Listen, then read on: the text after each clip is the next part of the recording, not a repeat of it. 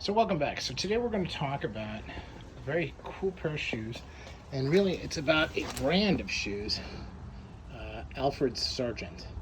Now this is a brand that recently, I guess in October of last year, went into receivership, and it is relaunching under the Paul Sargent brand, and I just placed my first order for some new shoes from them today. And I thought I would do a quick tribute video to the brand and talk about the different shoes that I have, the story behind them, and why I really like these shoes.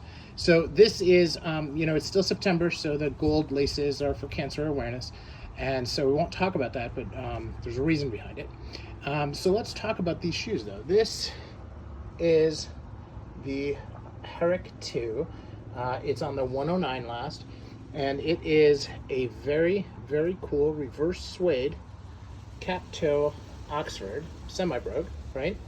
And this is the only semi-brogue cap toe that I have that is not an Adelaide.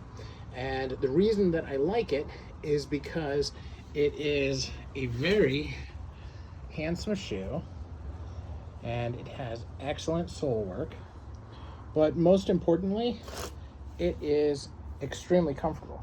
Take a look at how thick the suede is on this. You can see the difference between the suede and the lining. And the lining on these is like Crockett and Jones. It's very soft.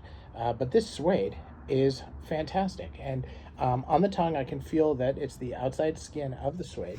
And it is just a very well-made shoe, made with wonderful leather, and just a gorgeous pattern. So very happy with it.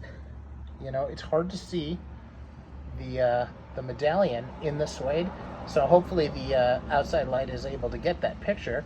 And apologies for the background noise, I may have to re-record the sound. So that is the Herrick II. Hopefully you can see, as I see, just why this shoe is so amazing. So thanks for watching. And this is the Alfred Sargent Moore. And if you look carefully at these shoes, they look very similar in style to the Gaziano and Girling St. James II, but they have a few differences. The last is a little bit more pronounced. It's not quite as elongated, has a little bit more of a square to it, and I do really like the way that they look and complement the overall look and feel. I put with burgundy socks, so you can really see quite how different the antique red is on these.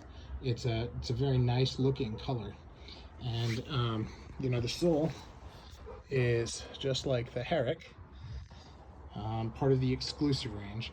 Now I've actually ordered a new pair of these in a chestnut brown, and the sole will actually have this part of the waist will actually be quite a bit more pronounced and built up, and really looking forward to how that looks. So this is the Moore, quite a nice looking shoe, and really takes polish, like from the pure polish that I put on this morning, really well. Now this is a Oakley from Alfred Sargent, and it is a long wing blucher, and made in a very unique style for all of my UK long wings, because it doesn't have a seam in the middle of the inside of the shoe, which is good.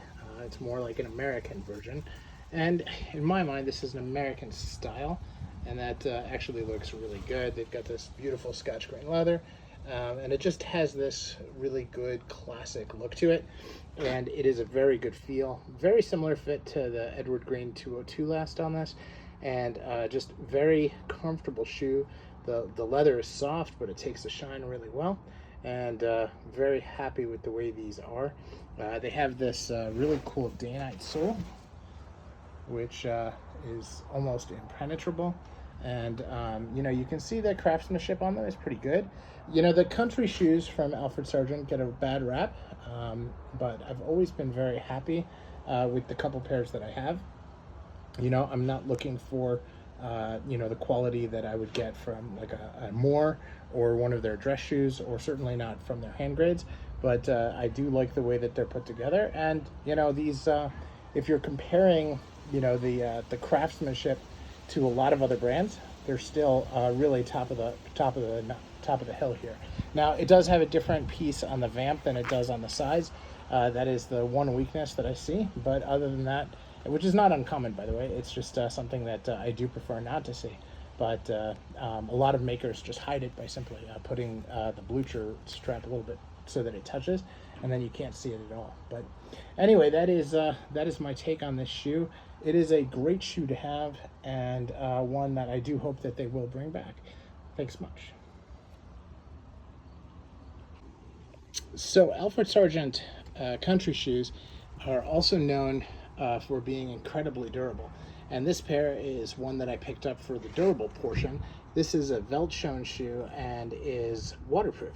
Now you notice that I did a mistake when I laced them, and I'm interested in anybody who can point out what that is. But in the meantime, this shoe itself is basically like my ball-way boot design in a shoe. Now it has this piece here. It has the stitched toe. Now the stitched toe is actually 4 stitches, and they're separated instead of just 3 in a row. And the last is quite a bit more chunky.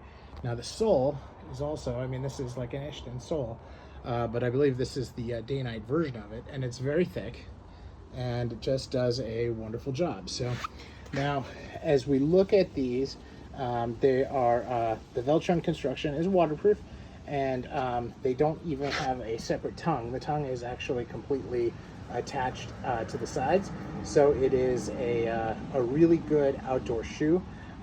When I'm thinking about when I go to my dad's place or my mother-in-law's place and I'm helping on the farm, these are the shoes that I should be wearing for that, instead of like my Cheaney Avons that I wore the other day and got mud all over. So, but anyway, food for thought there. But this is another example of a totally different style from Alfred Sargent that really provides a lot of flex to the brand. So again, I love the brand. I really am sad that they went under, and I'm very excited to give Paul Sargent's shoes a shot, and hope that you all do the same.